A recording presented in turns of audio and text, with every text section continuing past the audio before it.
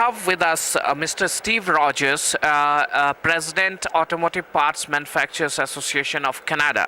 The Canadian auto component manufacturing industry is of around $24 billion, and India exports to Canada for around 30 million, while Canada exports to India around 30 million, right? So, how do you see India as a potential for Canadian component manufacturers? We think it's a very good opportunity. As we know, the Canadian or the Indian automotive market is growing rapidly. I know there's some concerns in 2014 about a slight slowdown, but still, over the long term, between now and 2019, we believe that India will be the second fastest automotive growing production nation in the world, second only to Indonesia, and the growth in India will be about 68%. That will make India probably the fifth or sixth largest auto producing nation in the world, producing about 6.4 million vehicles. So with that alone, it makes it very attractive for automotive parts suppliers, Canadian auto parts suppliers, to be here to take advantage of this growth opportunity.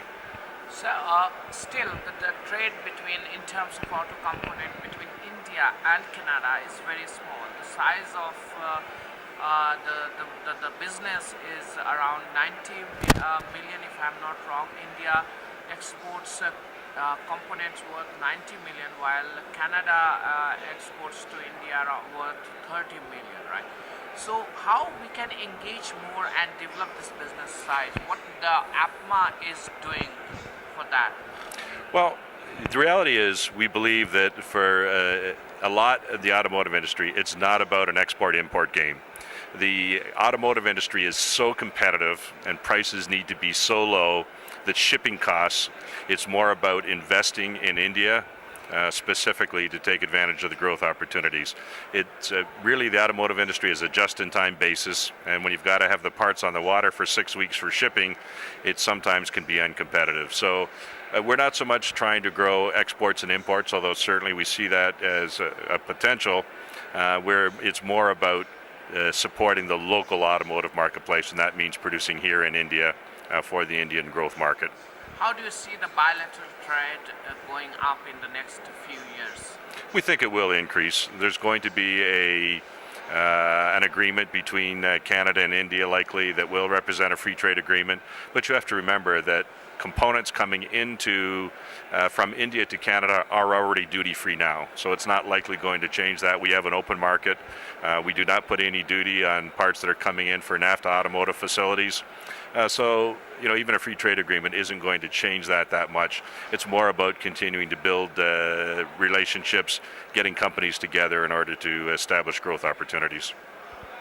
Canada has a very nice, initiative, Auto 2020, under which you guys are focusing a lot on R&D. Could you please give us a sense, how can we implement such kind of thing in India? Well, the I believe what you're referring to is Auto 21, automotive technology for the 21st century.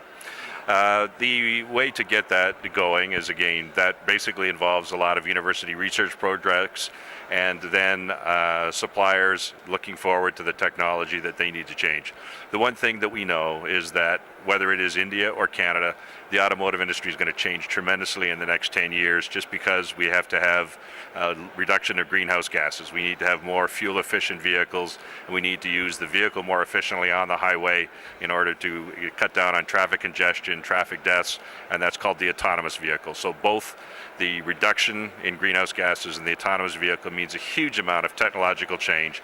It's simply about creating an environment between universities, companies, research organizations that will focus on new technologies and develop those new technologies. That's what Auto 21 does, and it could be duplicated in India with not too much problem. What are the specific technology that you can refer to for future in India that we can adopt when it comes to lightweighting and emission reduction? I think first off, just in the body structure itself, it's utilizing more efficient structure. So it's the development of things like hydroforming, possibly even a little bit more use of aluminum, a little bit more use of high-strength steels, composite materials, biofibers. It's all about lightweighting. It's about bringing some of the powertrain technologies that have been available elsewhere around the world, such as variable valve technology, cam phasing. It's about friction reduction, better use, better thermal management of the engine itself. It's about going to greater 8, 9, 10-speed automatic transmissions, dual clutch transmissions, all of that, the growth in electronics, so all of that powertrain technology, and then of course ultimately into the electrification of the vehicle, hybrids, fuel cell vehicles, all electric vehicles. Those are really where a lot of the technologies will occur that's going to help growth.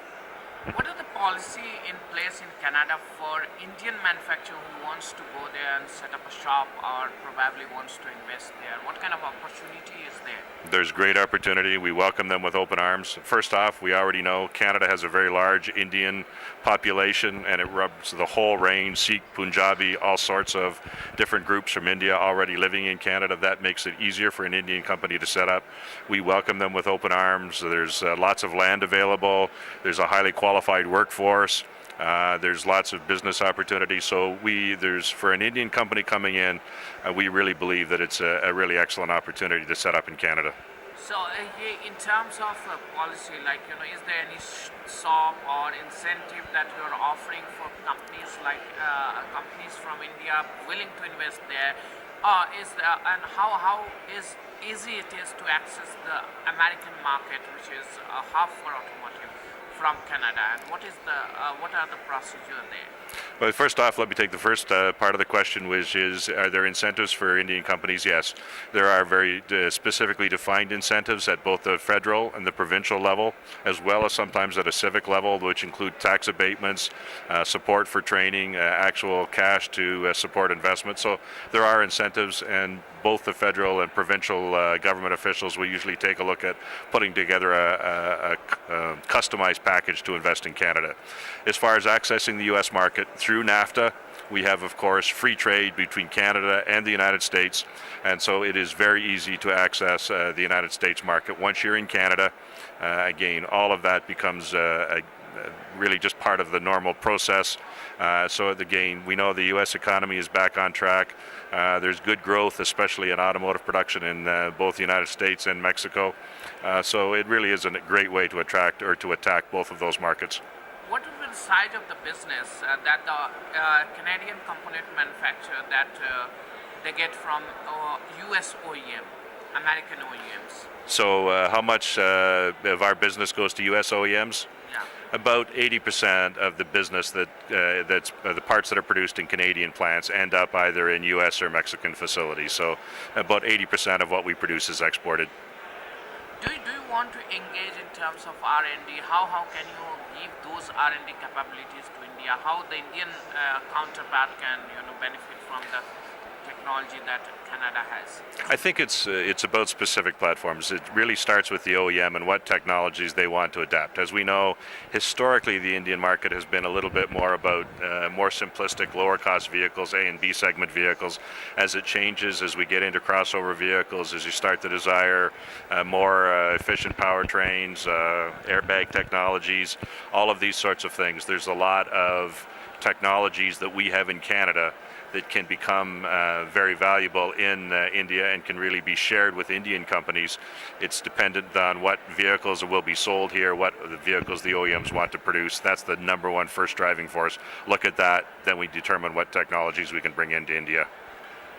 You have been representing Magna in India and Asian region. You have been developing market business for them. How do you assess the Indian market? And going forward, what do you see? What kind of growth do you see, and which segment is going to pick up? Well, again, as far as the what do you do to help to build relationships? It really is just that. It's about getting companies together. It's about really one-on-one meetings, determining what technology is required, looking at who has that best technology, looking at who has capability to produce it here in India, and trying to get matching together. That's what we're doing over here as the automotive parts manufacturers, trying to match Indian suppliers with Canadian suppliers. We do at our annual conference, we have one-on-one business meetings to try and create those collaborations. Once we know the technology, then we try and get the companies together. We see that the consumption of technology in Indian vehicle is rapidly increasing. Right. In that case, what is your members interested in investing in India, and at this point of time, are there delegates here in India who are willing to invest in India, and what are the sectors? Right. So very specifically at Auto Expo Delhi, we have 10 Canadian companies, 2 of which now have established business here and are growing and are starting to add more and more business into their plants. We have a third that is just in the process of getting their new facility established. The other 7 are all interested in setting up, meeting Indian companies, and again, growing their business in India. So there's lots of interest from companies in being here. Going forward, can you give us some estimation of what kind of investment from Canadian component manufacturer we can expect in India? It's hard to put a very specific number on it, but we're certainly looking at up to the potential for between $50 and $100 million of investment in the short term in India as a result of Auto Expo Delhi and as a result of the business opportunities and the changing vehicle technologies in India. You have been visiting India for last 7 years. How do you see the transformation and what is your observation? I think the transformation again is that we're getting, like I say, a wider mix of vehicles besides just A and B segment vehicles. We're starting to see more crossover vehicles. We're starting to see the demand for certain safety features here. We're starting to see the demand for certain technology features inside the vehicle. The connected car will become more prevalent in India, just as it is around the world. So there's a number of segments where we see growth potential. Are you talking to your Indian counterpart to develop a module where Canada and India can engage more when it comes to development of technology or products? We've had, as an example, meetings yesterday. APMA invited me to participate in some of their very specific internal meetings. So we're trying to work with APMA to identify opportunities, identify ways that we can look closer together to develop technology. Thank you so much, Mr. Roger, talking to ETAuto.com.